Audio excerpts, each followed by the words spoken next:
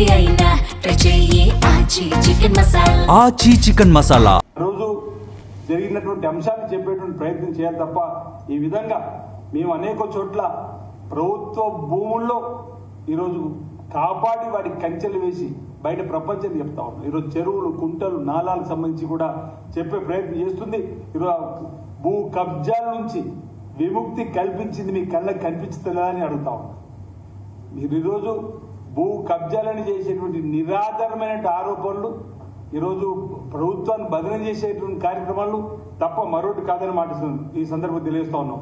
మీకు నోరుంది కదా అని మా ముఖ్యమంత్రి గారిని, మా ముఖ్యమంత్రి సోదరుల గురించి మాట్లాడితే మర్యాదగా ఉండదన్న మాట కూడా ఈ సందర్భంగా తెలియజేసే ప్రయత్నం చేస్తూ, ఒకవేళ మీ దగ్గర ఆదాలు ఉంటే ప్రభుత్వానికి ఇవ్వండి, లేదా ఇతరత్ర సంబంధ ఏజెన్సీలకు ఇవ్వండి. కానీ ఈ విధంగా బదనం చేసేటువంటి కార్యక్రమాలు చేయడం ఈరోజు కరెక్ట్ కాదు. మీకు స్వేచ్ఛ ఉన్నది ఒకవేళ ఎక్కడైనా ప్రభుత్వ భూములు కబ్జాలకు గురైనని చెప్పండి, లేదు ఇతరత్ర నిరుపయోగం ఉన్నది ఇతరుల చేతులకు వెళ్తుందని చెప్పంటే మీకు స్వేచ్ఛ ఉంది, మీరు ఇవ్వండి. సంబంధిత అథారిటీస్కు కాంప్లైంట్ తప్పనిసరిగా వాటిని కాపాడే ప్రయత్నం చేస్తాం తప్ప మరొకటి కాదని మాట సందర్భంగా చెప్తూ, మరో మాట కూడా ఈరోజు పవన్ కళ్యాణ్ భూముల్లో గురించి కూడా మాట్లాడే సందర్భం, కోడికుంట్ల చెరువులో పవన్ కళ్యాణ్ 10 ఎకరాల శిఖం భూమి కొన్నారని చెప్పండి. పవన్ కళ్యాణ్ ఏమో అవి సరైన భూములే అంటున్నారు. ఒకవేళ మీరు అనుకున్నటువంటి లోటుపాట్లు ఏమైనా ఉంటే ప్రభుత్వం సరిదిద్దడానికి ప్రయత్నం చేస్తుంది. మీరు నిజంగానే పవన్ కళ్యాణ్ గారికి సంబంధించినటువంటి భూములు శిఖం భూములు అయితే ఫిర్యాదు చేయండి, తప్పనిసరిగా ప్రభుత్వం స్పందిస్తుంది.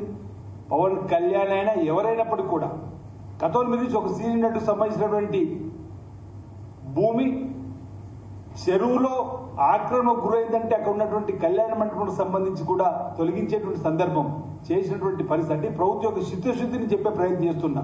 మీరు చెప్పిన విధంగా పవన్ కళ్యాణ్ గారు 10 ఎకరాల కోడిగుంట చెరువులో ఉన్న శిఖం భూమని మీరు అంటున్నారు కవిత గారు, దానిపైన మీకు ఆధారాలు ఉంటే ప్రభుత్వం దృష్టికి తీసుకొని పోతే తప్పనిసరిగా తగు చర్యలు తీసుకుంటామన్నమాట సందర్భంగా నేను తెలియజేస్తూ, ఈరోజు ఇంకో మాట కూడా ఉన్నది. మూసీ నదిలో ఆదిత్య బిల్డర్స్ నిర్మాణంపై ప్రభుత్వం ఎందుకు స్పందించలేదు? ఇప్పటికీ అనేక మార్లు హైడ్రా స్పందించింది, సంబంధిత అధికారులు కూడా స్పందించారు. ఈరోజు కోర్టు నుంచి అనుమతి తీసుకొని వాళ్ళు అక్కడ నిర్మాణం చేపడుతున్నారు. ఈ అంశంలో ఇప్పటికే హైడ్రా అధికారులు కానీ సంబంధిత అధికారులు చెప్పినా పదే ఆదిత్య బిల్డర్ సంబంధించినటువంటి పైన మీరు ఈ ప్రభుత్వాన్ని బదిలీ చేసిన కార్యక్రమం సరికాదు. దీనిపైన ఇప్పటికే అనేక సార్లు వివరణ ఇచ్చినప్పుడు కూడా కవిత బ్లాక్మెయిల్ కోసమే మాట్లాడుతున్నట్టు తప్ప వాస్తవాలను వారు మాట్లాడే ప్రయత్నం చేస్తారని చెప్పనేది ఈ సందర్భంగా చెప్పేటువంటి ప్రయత్నం చేస్తూ, ఈరోజు కవిత గారు మరో మాట కూడా మాట్లాడుతూ ఈ ప్రభుత్వం తిరిగి అధికారులకు రాదు అంటూ, కవిత గారు మీరు కాదు అనవలసిన మాట, ప్రజలు నిర్ణయించుకుంటారు. రేవంత్ రెడ్డి గారి సర్కార్, ఇందిరమ రాజ్యం, కాంగ్రెస్ పార్టీ ప్రభుత్వం మళ్ళీ రావాలన్నా వద్దా అనే నిర్ణయం తీసుకునేది ప్రజలు. ఆ ప్రజలు ఈ మధ్యలో ఇచ్చినటువంటి తీర్పులు స్పష్టంగా కనిపిస్తా ఉన్నాయి.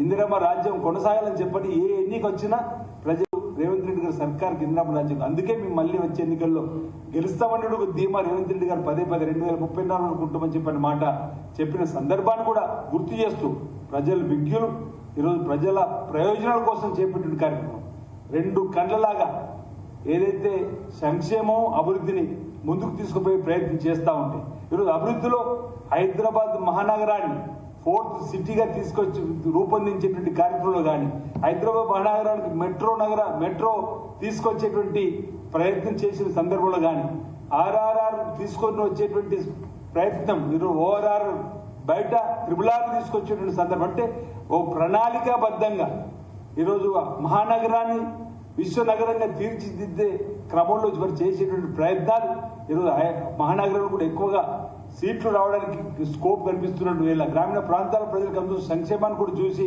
ఈరోజు ఈ విధంగా అబండాలు వేసేటువంటి ప్రయత్నం చేసేటువంటి కార్యక్రమం కరెక్ట్ కాదు. ఇంత అభివృద్ధి జరుగుతూ ఉంటే మీ కళ్ళకు కనిపిస్తలేదని చెప్పిన మాట ఈ సందర్భంగా నేను నా వైపు నుంచి చెప్పేటువంటి ప్రయత్నం చేస్తూ, ప్రజలు విజ్ఞులు ఈరోజు కవిత గారి ఆలోచనలు, కవిత గారి మాటలను వారు గమనిస్తారని చెప్పిన మాట సందర్భం చెప్తూ, ఈ బ్లాక్మెయిల్ మాటలు మానుకోవాల్సింది సందర్భంగా కోరుతూ, మరో మాట కూడా ఇంతకుముందు నేను చెప్పినట్టుగా కిటికీలు తెరిచినటువంటి దానిలో మీరు మీ వాట ఎంతో కూడా చెప్పాల్సిన అవసరం ఉందని మాట సందర్భంగా చెబుతూ, ఇక హరీష్ రావు గారు సాగునీటి విషయంలో అంతా తనకే తెలుసు అని చెప్పిన విధంగా మాట్లాడేటువంటి మాటలు కానీ కనిపిస్తున్నాయి తప్ప మీ హయాంలో జరిగినటువంటి కార్యక్రమాలపైన ఒకసారి చర్చ జరుపుకుంటే ఈరోజు కృష్ణా జలాల్లో 299 టీఎంసీ చాలు అని మీరు ఉమాభారతి గారి దగ్గర కేంద్ర మంత్రి గారి దగ్గర సంతకం పెట్టొచ్చి ఈరోజు తెలంగాణకు కృష్ణా జిల్లాలో మరణశాసనం రాసింది మీరు కాదంటున్నా. అలాంటి మీరు ఈరోజు గొప్ప గొప్ప మాటలు మాట్లాడే ప్రయత్నం చేస్తున్నారు. ఈరోజు మాకు 299 టీఎంసీలు చాలన్నారు. మనకు కృష్ణా పరివాహక ప్రాంతంలో 500 పైకి టీఎంసీలు వాటర్ కావాలన్నా ఆ రోజు సంతకం పెట్టొచ్చి ఈరోజు మీరు మాట్లాడాలని చెప్పండి. తుమ్మిడెట్టి గురించి మాట్లాడరు. ఈరోజు తుమ్మిడెట్టి దగ్గర మనం నిర్మాణం చేసుకుంటే ఈరోజు ఉత్తర తెలంగాణలో ఉన్నటువంటి రైతుల వరప్రధానిగా మారేటువంటి తుమ్మిడెట్టి దగ్గర భారతీయ జనతా పార్టీకి మహారాష్ట్ర ప్రభుత్వం అనుమతి లేకపోతే రాష్ట్ర ప్రభుత్వం ఉత్తరం రాస్తే దానికి కూడా మాట్లాడినట్టు మీరు ఈరోజు కృష్ణా జిల్లాల గురించి మీరు మాట్లాడే మాటలు ఈరోజు సబబు కాదని మాట్లాడుతా మాట్లాడే మాటలు సబబు కాదంటున్నా. హరీష్ రావు గారు ఏదో ఊహించుకొని మాట్లాడుతున్నట్టు కానీ కనిపిస్తావు. ఏదో ఊహించుకొని మాట్లాడుతున్న మాటలు సబబు కాదనమాట. ఎందుకంటే నేను ఇక్కడ హరీష్ రావు గారు తన మామ కేసీఆర్ గారు అడ్డగోలుగా పిచ్చిగా కాళేశ్వరం సంబంధించిన డిజైన్ నిర్మించినప్పుడు పక్కన ఉన్నప్పుడు ఇది కూలేశ్వరం అయిన దాని మీద ఎందుకు మాట్లాడుతున్నారు అంటున్నా.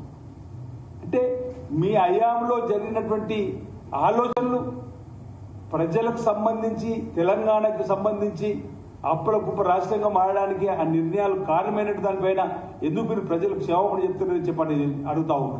ఈరోజు కృష్ణా జిల్లాల పైన మాట్లాడడానికి ముందు ఈరోజు రాయలసీమను రత్నాలసీమగా మారుస్తామన్నటువంటి మీ మామగారు మీరు ఈరోజు మీరు ఈరోజు కృష్ణా జిల్లా మీద మాట్లాడే ప్రయత్నం చేయడం ఈరోజు ఇది మీ పార్టీ ఆలోచన ధోరణింతా కూడా ప్రజలకు తెలిసిన తర్వాత మేము పక్కన పెట్టినటువంటి సందర్భాన్ని కూడా ఇంకా మర్చిపోయేటువంటి సందర్భం ఈరోజు ఒకసారి మీకు గుర్తు చేసే ప్రయత్నం చేస్తున్నాం. బేసిన్లు లేవు, బేసిజాలు లేవు అన్నారు ఆ రోజు.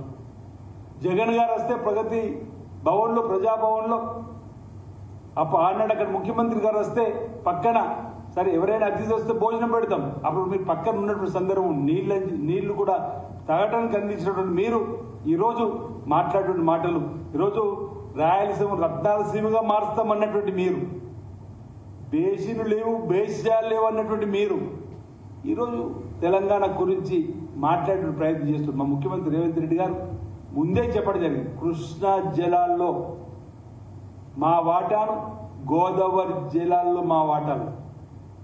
ఈరోజు మిగులు జలాలు కానీ నికర జలాలకు సంబంధించిన అంశం కానీ ఏది అంశంలో అయినా తెలంగాణకు నష్టం వాటిల్లకుండా చేసే ప్రయత్నం ఏ ప్రభుత్వం చేస్తుందని చెప్పని ఇప్పటికే గౌరవ ఉత్తమ్ కుమార్ రెడ్డి గారి నాయకత్వంలో కేంద్ర జలవనరుల శాఖ మార్చుల దగ్గర కూడా అనేక సందర్భాల్లో కూడా వెళ్ళి కలిసినటువంటి సందర్భం. ఈరోజు ఇన్ని కార్యక్రమాలు చేస్తుంటే ఎందుకు తెగగించుకుంటున్నారో మాకు అర్థమైతలేదు. ఈరోజు కృష్ణా జిల్లాలో తెలంగాణ రాసించినటువంటి వీళ్ళు ఇప్పుడు కొంచెం మాట్లాడడానికి కొంచెం సిగ్గన పడాలి.